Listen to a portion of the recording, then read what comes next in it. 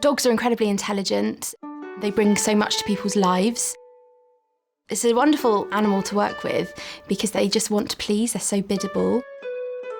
I've always had dogs, grown up with them, they've always been a part of my life.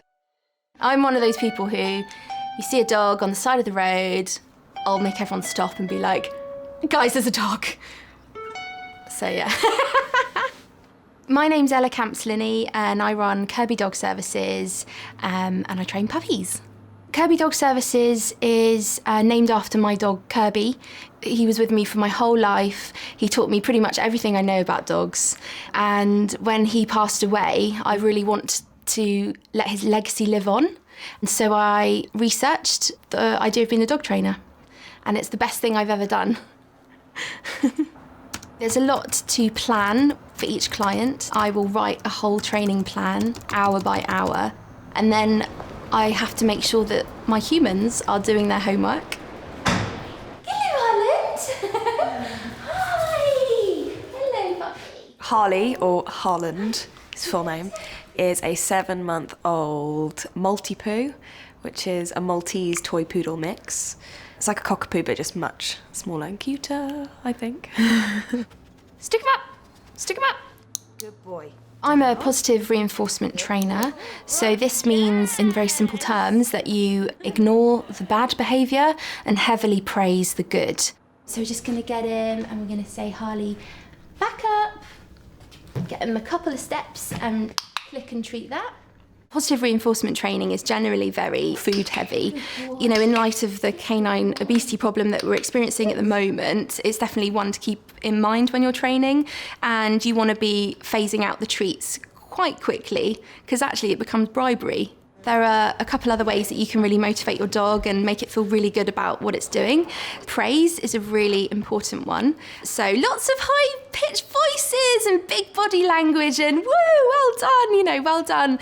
As well, play. A lot of dogs really love a good tug-of-war game or a bit of a fetch and retrieve game or, you know, something like that. So just find what makes your dog tick and really use that. See you later. Oh, bye, honey. A lot of people have a misconception where they think, oh, my puppy's too young to train, you know, I need to wait a few weeks. That's rubbish. You just want to get on with it as soon as possible. Hello. Hello, Dash.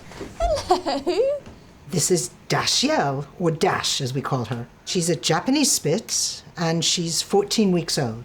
We get stopped when we're outside literally every 5 paces because she's such an unusual breed that people all just seem to think that we've adopted an Arctic fox. Sit. Good girl. I use a clicker in my training wherever possible. It's a very sharp sound and the sound is really consistent. It's always the same. So it's just a real surefire way of telling your dog, well done, I really like what you're doing. Yes, that's it. Good girl. Good. The 8 to 12 weeks period in a puppy's development is one of the most important. It's really important for puppies, even before they're 8 weeks old, to have been exposed to about 100 different people, and then up until 12 weeks, another 100 people. If they're not very well socialised, they might develop phobias and fears. So this is the time where we need to get them really used to what they're going to be exposed to. Hello, puppies! Hey! Let's go inside. This is Hooper and Indy. They're mini dachshunds. Just turned 6 months, and they're brother and sister. With Hooper and Indy, they've got a tendency to gobble up lots of chewing gum on their walks.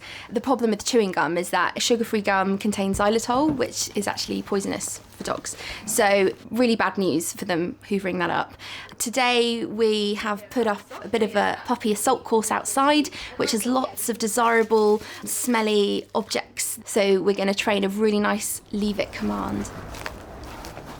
Do you leave it? Leave it.